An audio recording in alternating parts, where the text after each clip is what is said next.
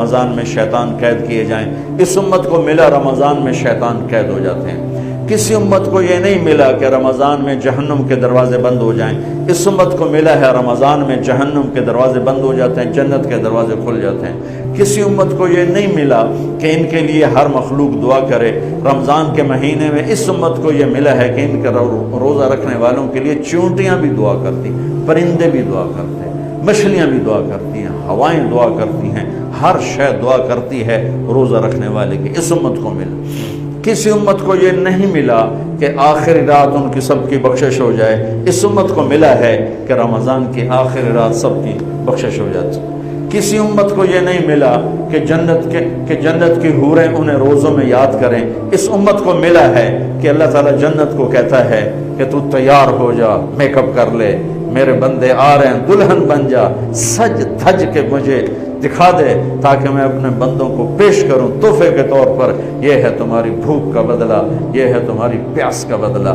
بھوک پیاس، یہ ایک لغت کی بات یاد آ گئی۔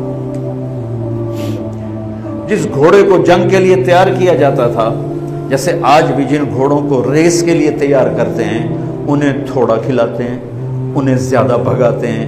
اور ہمارے بھی بچپن میں جب گھوڑوں کا دور تھا، ہمارے والد صاحب کے پاس ماشاءاللہ گھوڑے ہوتے تھے بڑے خوبصورت، تو ان گھوڑوں کو جب وہ تیار کرتے تھے سواری کے لیے تو پہلے ویسے ہی بھگا رہے ہوتے تھے۔ دو چار جو ماہر لوگ تھے آج بھی میری نظروں میں آ گئے ہیں، اب تو سب قبروں میں چلے گئے، تو وہ گھوڑے کو بھگا رہے ہیں۔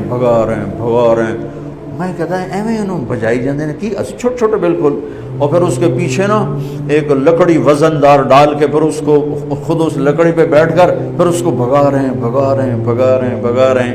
یہ کیا ہے؟ اس کو سواری کے لیے تیار کر رہے ہیں۔ اگر پہلے دن ہی کاٹھی رکھ دو تو چاہ کے وہ مارے گا۔ تو جس گھوڑے کو جنگ کے لیے تیار کر دیا گیا ہو، یا آج کے دور میں سمجھ لو جس گھوڑے کو ریس کے لیے تیار کر دیا گیا ہو کہ یہ ریس کے لیے تیار ہے، اس کو کہتے ہیں خیل صائم، فرس صائم، روزے دار گھوڑا۔ روزے دار گھوڑے کا کیا مطلب ہے؟ کہ یہ گھوڑا بھوک برداشت کر سکتا ہے، پیاس برداشت کر سکتا ہے، لمبی ریس کی تھکن برداشت کر سکتا ہے، دشمن سے بھڑ جائے تو تلواروں کی کاٹ برداشت کر سکتا ہے۔ اس کو خون بہتا بھی دکھایا جاتا تھا، گھوڑے کو خون بہتا دکھایا جاتا تھا، زخم لگا کے اوروں کو، جانوروں کو زخم لگا کے دکھایا جاتا تھا کہ اس کی آنکھ زخم دیکھے، خون دیکھے۔ ایک عرب شاعر کا شعر یاد آ گیا، یدعون عنتر والرماح كأنها اشطان بیر فی لبان الادهم ما زلت ارمیہم بغرة وجهه ولبانه حتى تسربل بالدم۔ کہ میں نے آج وہ کر کے دکھایا کہ دشمن کے خون سے میں نے بھی کپڑے پہنے اور دشمن کے خون سے میرے گھوڑے نے بھی کپڑے پہن لیے، یعنی دونوں ہم سرخ ہو گئے، خون آلود ہو گئے، کہ میرا گھوڑا بھی سارے کا سارا پوری شلوار قمیض ہی اس نے خون کی پہن لی تھی۔ اس کو کہتے تھے خیل فرس صائم۔ تو یہ روزہ ہمیں جنگ کے لیے تیار کرتا ہے۔ کون سی جنگ؟ شیطان کے خلاف۔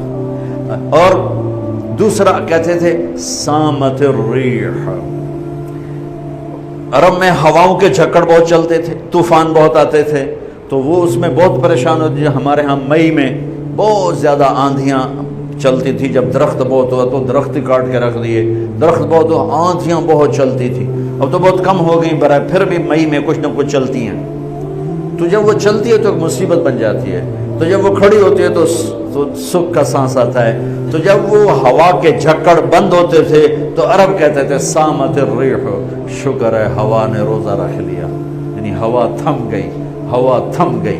اب اس کو یہاں فٹ کیسے کیا ہے علماء نے کہ انسان کے اندر نافرمانی کے جھکڑ چلتے ہیں، جھوٹ کے، ظلم کے، بدکاری کے، فحاشی کے، نشے کے، سستی کے، رشوت کے، بار بار نام لینے سے بھی طبیعت خراب ہوتی ہے۔ نافرمانی کے طوفان اٹھتے ہیں۔ یہ کیا کرتا ہے؟ روزہ رکھتا ہے، نظر جھکاتا ہے، ہاتھ جھکاتا ہے، زبان پہ قابو پاتا ہے، شہوت پہ قابو پاتا ہے، حلال کو چھوڑ دیتا ہے۔ تو وہ پورا مہینہ جب اس پریکٹس سے گزرتا ہے کہ نظر کو بچاتا ہے، کانوں کو بچاتا ہے، زبان کو بچاتا ہے، حلال کھانے حلال بیوی سے بچتا ہے، تو اللہ اس کے اندر شیطانی طوفانی ہواؤں سے ٹکر لینے کی طاقت پیدا کر لیتا ہے اور یہ اس کے سامنے کھڑا ہو جاتا ہے، ڈٹ جاتا ہے۔ لیکن کیونکہ ہمارا روزہ شکر ہے فرض جو رکھتے ہیں ان کو مبارک ہو، بہت مبارک ہو۔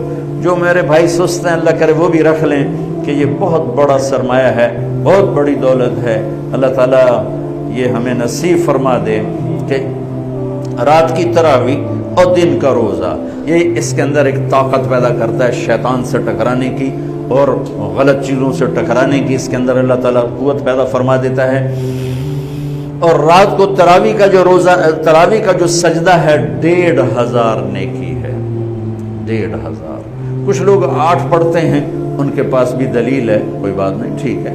ہم 20 پڑھتے ہیں تو ہمارے پاس بھی صحابہ کی دلیل ہے، ٹھیک ہے۔ لیکن بھائیو 8 سے 10 کر دینا کوئی منع نہیں، 8 کو 12 کر دینا کوئی منع نہیں۔ صحابہ کے دور میں جب اللہ کے نبی تشریف لے گئے تھے دنیا سے، تو مکے والے کیا کرتے تھے؟ 4 تراویح، یہ جو ہم 4 تراویح کے بعد بیٹھتے ہیں نا، ترویحہ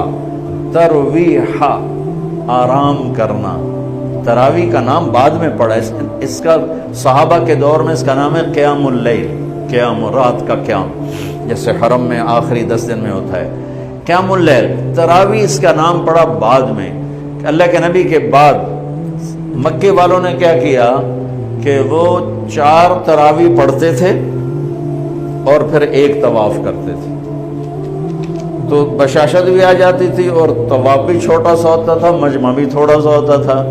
80s میں گیا تو تھوڑا سا مجمع ہوتا تھا، 5-7 منٹ میں طواف ہو جاتا تھا، تو طواف کرتے پھر 4 تراویح پڑھتے، پھر طواف کرتے پھر 4 تراویح پڑھتے، تو اس طرح کرتے کرتے کرتے کرتے ان کی سحری کا وقت ہو جاتا، جا کے سحری کھاتے، فجر پڑھتے، اشراق پڑھ کے پھر آرام کرتے۔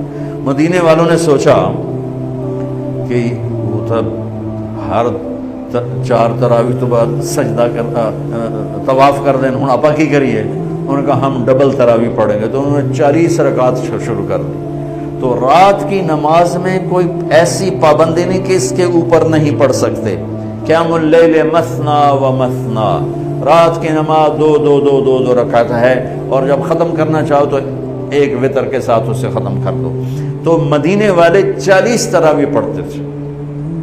شیخ عطیہ سالم رحمۃ اللہ علیہ مدینہ کے بہت بڑی ہستی تھے، اور ان کا مسجد نبوی کے اندر درس ہوتا تھا، اور مجھے ان سے فائدہ اٹھانے کا موقع ملا کہ میں جب حج پہ جاتا تھا پہلے تو 1 مہینہ تقریباً مدینے میں قیام ہوتا تھا، تو روز میں ان کے درس میں جا کے بیٹھتا تھا۔ جب کہیں میرا کوئی بیان طے نہ ہوتا تھا تو وہ علم کا ایک بہتا ہوا دریا تھے، اللہ ان کے درجے بلند فرمائے، اور بہت عجب خزانے ان سے ملے جھولی بھرنے کے لیے۔ انہوں نے کتاب لکھی ہے صلاۃ التراویح، تراویح کی نماز۔ کس بات پہ لکھی ہے؟ فرمانے لگے کہ میں دیکھتا ہوں 8 تراویح پڑھنے کے بعد بہت سے لوگ پیچھے جا کے بیٹھ جاتے ہیں، اور یہ نادان لوگ ہیں جو 8 تراویح پڑھ کے اور پیچھے جا کے بیٹھ جاتے ہیں۔ میں ان کے لیے یہ کتاب لکھ رہا ہوں کہ بے شک یہ بھی روایت ہے 8 تراویح کی اور 20 کی بھی، اور اس کی کوئی ایسی پابندی نہیں کہ 8 کے بعد پڑھنی ہی کوئی نہیں، میں جتی چاہ کے دوڑے جان دینا جی میں مغرو پتہ نہیں کوئی نہ پڑھ آ گیا۔